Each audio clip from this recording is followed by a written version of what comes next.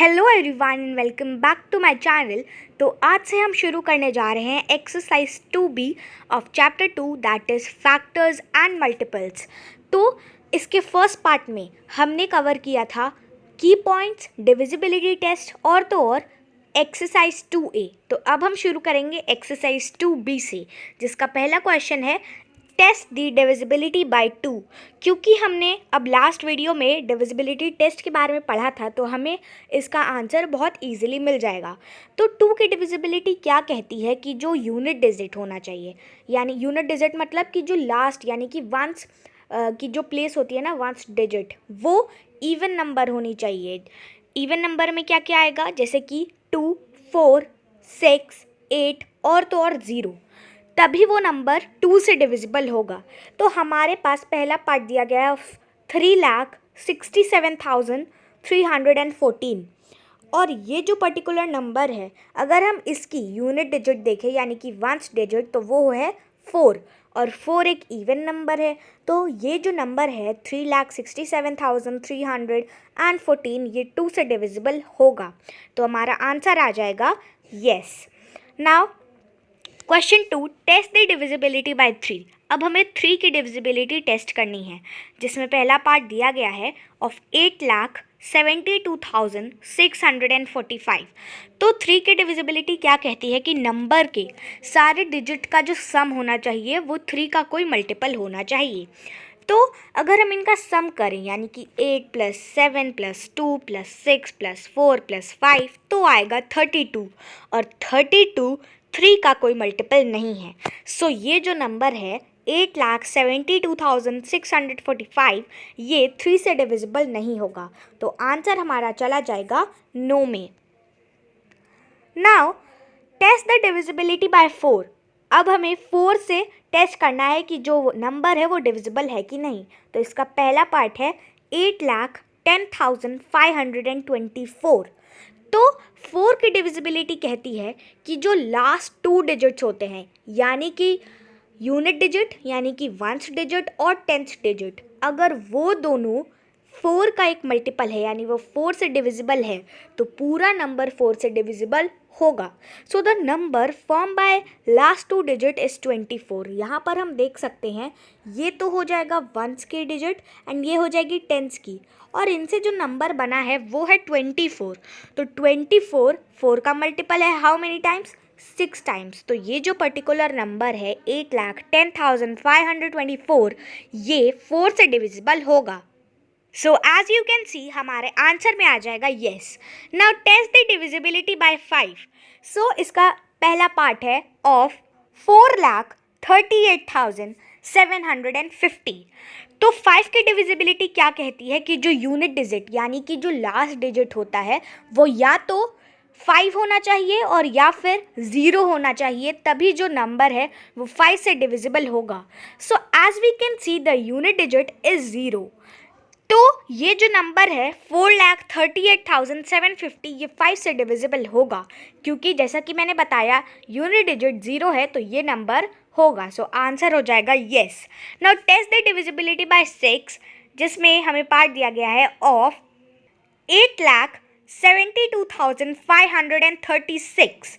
तो 6 की डिविजिबिलिटी क्या कहती है कि वो नंबर 2 से डिविजिबल होना चाहिए और साथ साथ 3 से भी डिविजिबल होना चाहिए। अगर वो नंबर दोनों से डिविजिबल होगा तभी वो नंबर 6 से भी डिविजिबल होगा। वहीं अगर वो नंबर सिर्फ 2 से डिविजिबल है बट 3 से डिविजिबल नहीं है तो वो 6 से नहीं होगा। और सेम गोज़ विथ कि अगर वो 3 से डिविजिबल है बट 2 से नहीं है तो वो नंबर 6 से डिविजिबल नहीं होगा। So the unit digit is 6।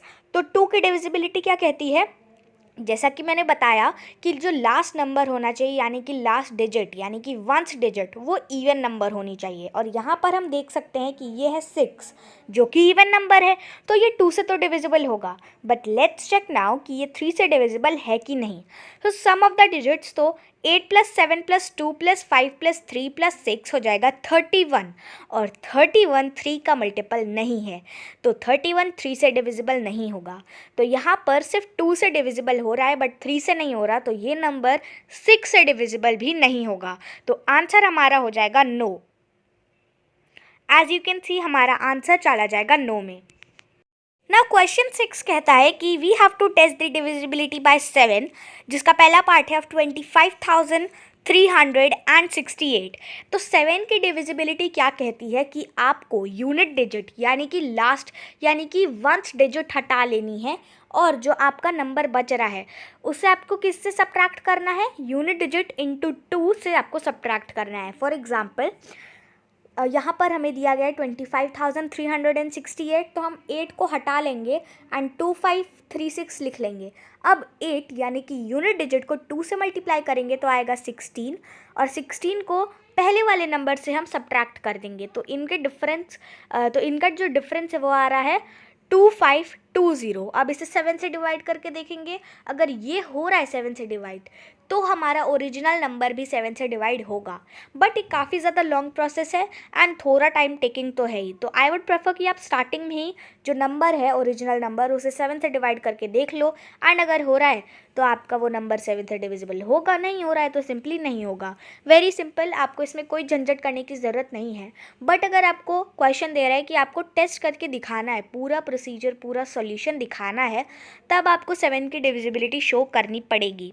But अगर आपको सिर्फ आंसर लिखना है कि ये नंबर 7 से डिविजिबल होगा या नहीं, आप सिंपली डिवाइड करके देख लो। आंसर येस में आ रहा है तो यू विल राइट येस, नहीं में आ रहा है तो आप, अगर आंसर नहीं आ रहा है तो आप नो में आंसर दोगे, तो ये नंबर 7 से डिविजिबल होगा। Now test the divisibility by 8। अब 8 से डिवाइड करके देखना है। इसका जो पहला पार्ट है वो है ऑफ 17,90,184। तो the number form by last 3 digit is 184 which is divisible by 8। So hence हमारा पहला नंबर लाइक जो ओरिजिनल नंबर है वो भी डिविजिबल होगा 8 से। तो इसमें हमने क्या किया, 8 की डिविजिबिलिटी बोलती है कि हमें 1s 10s 100 की जो नंबर्स हैं डिजिट हैं उनसे नंबर फॉर्म करना है, तो हो जाएगा 184 एंड देन उसे डिवाइड करना है 8 से, और अगर वो हो रहा है तो ओरिजिनल नंबर भी होगा। सेम इसमें भी आपको डिवाइड करके देखना ही पड़ रहा है, तो आप स्टार्टिंग में ही कर लेना। बट अगर आपके पास बहुत बड़े बड़े नंबर्स हैं लाइक 8 डिजिट के हैं 9 डिजिट के हैं, तो आप स्टार्टिंग के लिए पीछे के 3 डिजिट से डिवाइड करके देख लो, अगर हो रहा है तो वो नंबर भी होगा। तो 8 की डिविजिबिलिटी लाइक यूज़फुल है एंड नहीं भी है, सो लाइक ये टाइम टेकिंग भी है बट हेल्प भी करेगी। सो या एंड इसका आंसर आ जाएगा येस में, क्योंकि ये नंबर 8 से डिविजिबल होगा। Let me show you. So ये जाएगा हाउ मेनी टाइम्स, 2 टाइम्स, ये बचेगा 16, देन 2 24 जाएगा 3 टाइम्स, 23 टाइम्स जाएगा। सो या hence this is divisible by 8। Now test the divisibility by 9। तो अब हमें 9 से इसे देखना है कि ये डिविजिबल है कि नहीं, जिसमें हमें पहला नंबर दिया गया है 3,26,999।